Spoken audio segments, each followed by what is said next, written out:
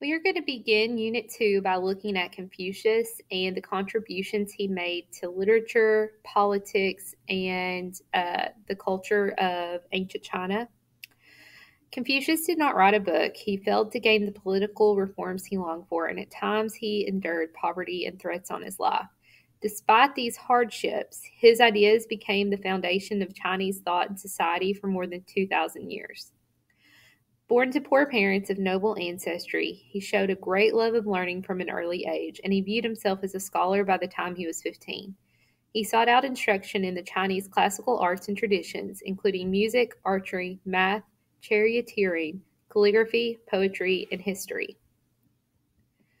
Confucius was born at a time of crisis and violence in China. He had an abiding passion to restore the order and moral living of earlier times to his society.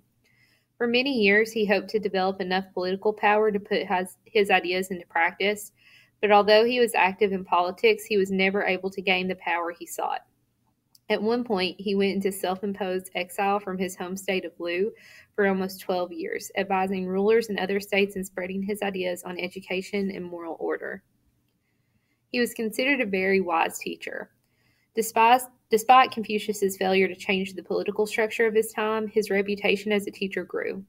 He broke new ground by offering his teaching not only to the aristocracy, but also to people of other classes. He taught that the authority to rule should come from moral commitment, not from hereditary status. He eventually gained a large group of disciples or followers who revered him for his ideas on the importance of good character and the need for order and authority in all areas of life. It was his disciples who preserved his ideas and sayings, which were written down in the form known today as the Analects.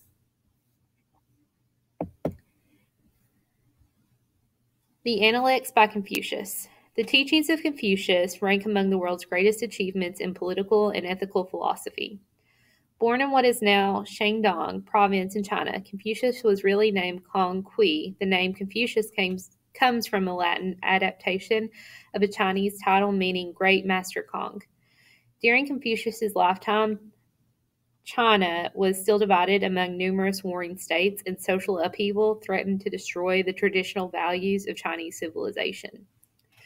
Confucius sought to become an advisor to a powerful ruler in order to put his philosophical system into practice, but he was forced to settle for a series of minor official appointments. After his death, his followers started to spread and publish his ethical precepts as expressed in his sayings or analects. These were eventually developed into the philosophy of Confucianism, which over the last 2,000 years has become the most important single influence on Chinese life in all its aspects, including education, government, and the relationship of the individual to society. Ancient Chinese civilization. The vast nation of China has a history that dates back thousands of years. From about 1750 to 1027 BC, the Shang dynasty ruled over the region of China that includes Beijing, the modern capital. The first strong central government of imperial China evolved under the Qing dynasty in the early 3rd century BC, when much of China's Great Wall was built to keep out invaders. Shortly afterward, the Han rulers expanded the Chinese empire into Central Asia. It was during the Han dynasty, from 202 BC until AD 220, that Confucianism began to influence Chinese life. The Han dynasty was a time of great political, cultural, and technological growth. Han emperors promoted scholarly research, and new inventions made learning easier. In the upcoming sayings, Confucius emphasized the virtues of moderation, goodness, and justice in shaping excellence and moral character. Here are some of the sayings from the Analects. The cautious seldom err. With coarse rice to eat, with water to drink, and my bended arm for a pillow, I still have joy in the midst of these things. Riches and honors acquired by unrighteousness are to me a floating cloud. To go beyond is as wrong as to fall short. He who speaks without modesty will find it difficult to make his words good. Recompense injury with justice, and recompense kindness with kindness. What the superior man seeks is in himself. What the mean man seeks is in others. What you do not want done to yourself, do not do to others.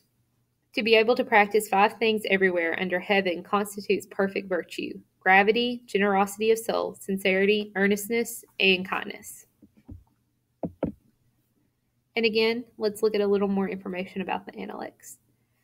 The Analects is a collection of about 500 sayings, dialogues, and brief stories, which was put together over a period of many years following Confucius's death. The Analects presents Confucius's teachings on how people should live to create an orderly and just society.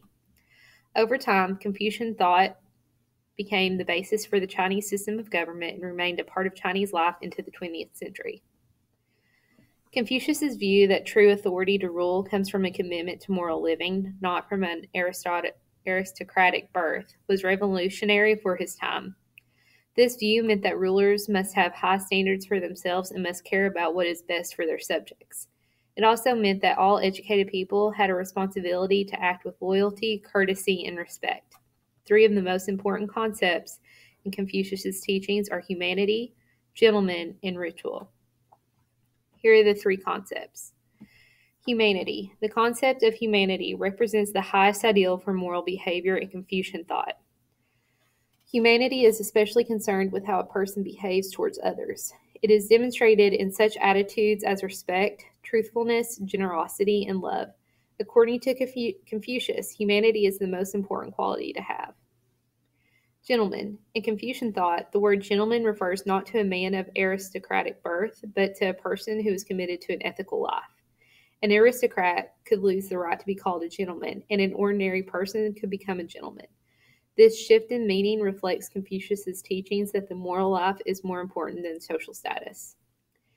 And the term ritual covers all of what Confucius viewed as proper conduct. It includes everything from everyday manners to religious observances. Confucius thought that the observance of ritual was essential to a sense of order and respect in society.